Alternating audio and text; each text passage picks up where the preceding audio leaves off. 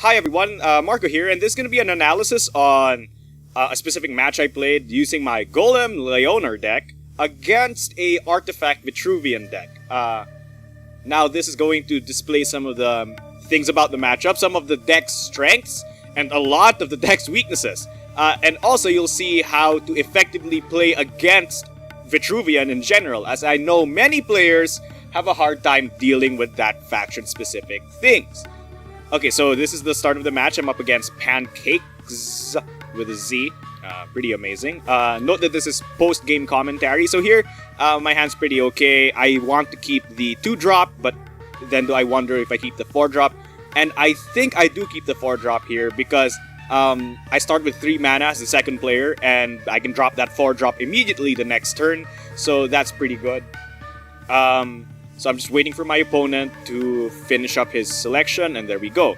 So it depends on what the opponent's playing here. I kept the True Strike because it's very important to get rid of a pesky Pyromancer. And yes, there goes the Pyromancer. So here I simply drop my 2-drop onto the Mana Spring so that my opponent can't gain access to the mana it gives. And then I will use True Strike to kill the Pyromancer, effectively giving me the board and giving me a strong 4-3 unit. Now I draw Holy Immolation and True Strike, and those are pretty good cards, especially since I'll get access to use True Strike the next turn. This is especially good if my opponent drops something, allowing me to clear it and possibly deal tons of damage to his face. Okay, so he drops a Portal Guardian and buffs it to 10 health, which isn't much of a problem since 4 damage from the Windblade Adept plus 2 from my General plus the 4 from the Holy Immolation allows me to deal 10. Note that I attack with the Windblade Adept first so that it can heal from Holy Immolation, making sure that the opponent cannot immediately kill it with just one regular auto attack. I end my turn, and it's looking pretty good the next turn. I have the flexibility of either playing an Iron Cleave or playing the Golem plus the True Strike. Now my opponent plays a Repulsor Beast and then puts my Windblade Adept to the opposite end of the board, effectively, quote-unquote, removing it. Now, here, I think I do choose to destroy that by attacking it using a True Strike and then playing the Golem. Note that I play the Golem away from the Vetruvian General. This is because he's at 4 mana at least, and this means he can use an Entropic Decay if he gets near. Placing it this way means that the enemy General cannot get near him, and this makes him, well, retreat. Now, the Firestorm Obelisk is okay. It's not that much of a problem yet. I move the Golem to get the extra Mana Crystal. I don't think it's that important. Oh wait, no, it is important because it allows me to play 2 drops. The Silverguard Knight and as well as the Emerald Rejuvenator. Now, note that how I place these units. I place them so that if my opponent does use Star's Fury, he'll only be able to spawn 2 Dervishes from the Windblade and from the Emerald Rejuvenator. Now, he uses an Entropic Decay here, and that's very important because I didn't play the Iron Cleave last turn. Had I played the Iron Cleave, he would have used that removal on the Iron Cleave, and I would have been down on tempo. But because he used it on a 3-mana unit, I was able to gain tempo from that. Now, I replaced the Emerald Rejuvenator because I'm at max health, and I get health, of course. Luck of the draw. I then move my units so that I get closer to the enemy General, expecting that he will eventually draw into his Wildfire Ankh. Note that I'm doing the same thing again. I'm placing my units such that there are only 2 possible spaces for Dervishes to spawn. And so if he does do a Star's Fury, it'll only give 2 Dervishes. And if he does use an Ankh, it'll only hit half my units. So he spawned a Dervish with the Firestorm Obelisk. That's going to become a problem later on in the game. And we'll see how that affects the game overall. But from this point of view, it's a pretty good game for me. He's low on health. I have a big board presence. And I have units in the center of the board, which is important against Vetruvian because they use Silhouette Tracer and Wildfire Ankh almost all the time. And having units in the center of the board allows me to catch up to him just in case he runs away. And there goes the Aymara Healer. And the Aymara Healer is a big swing in life for the Vetruvian General. You'll see how much life it gives him exactly right now. Note that I can remove it in a variety of ways by attacking with different kinds of units. But I will choose to use the Bright Moss and my Windblade Adept because I don't want to lose 10 HP just to kill one unit. So I'm very, very happy just trading off my 4-3 to kill that unit. So he gains 5 health and I lose 5 health. And suddenly, I'm the one who's losing here.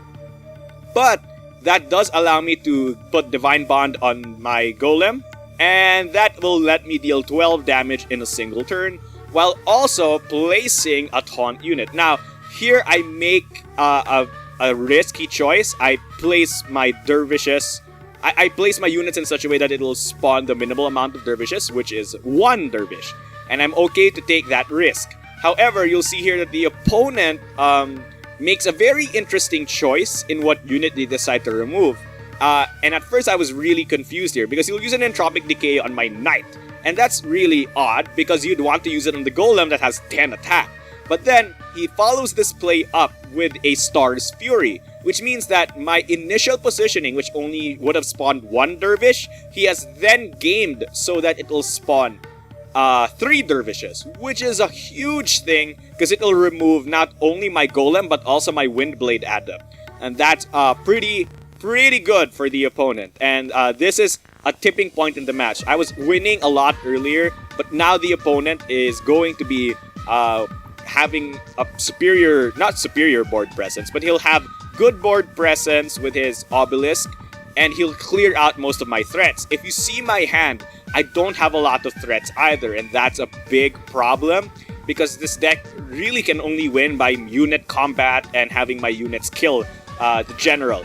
But now that I don't have any strong units on the board, and I don't have any strong units to follow up in my hand except for the singular Iron Cleave, this might become a problem, especially because it's a Vetruvian general and he can easily just neutralize a single unit.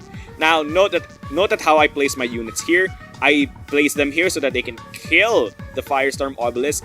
Then I place my Iron Cleave behind the Bright Moss Golem. This is important as well because again, it minimizes the impact of a Star's Fury, as well as minimizing the impact of a Wildfire Ankh, as well as minimizing the impact of the opponent's Entropic Decay or Enslave.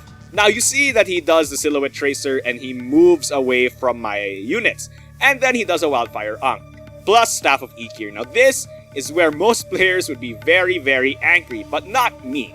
You see, this is a very good situation because he decided to hit my face instead of my units. Now, that's not a bad play because if given enough turns, he will be able to just kill me outright. Given that he's that far away from me and the knowledge that Lyonar doesn't have enough reach to handle this in most situations, that was a pretty good play on his part. But I'm able to summon an Iron Cleave very, very near him. And I am able to heal myself. This means that his plan to deal as much damage to me won't be that good. I choose to replace the Knight here because I don't want to play the Knight near him, even if it's a provoke, because of the fact that it's only a 1-5 if I'm not near it, because no Zeal. But I do draw into an Emerald Rejuvenator, which is great, letting me heal up to 18. Now that's very, very good in this situation. I've taunted him. I have 2 big units, 1 moderately good unit, and I have a big health pool, giving me a lot of time to catch up to him and hopefully kill him in the later turns. And then he does a Silhouette Tracer and then wipes 2 of my 4 units.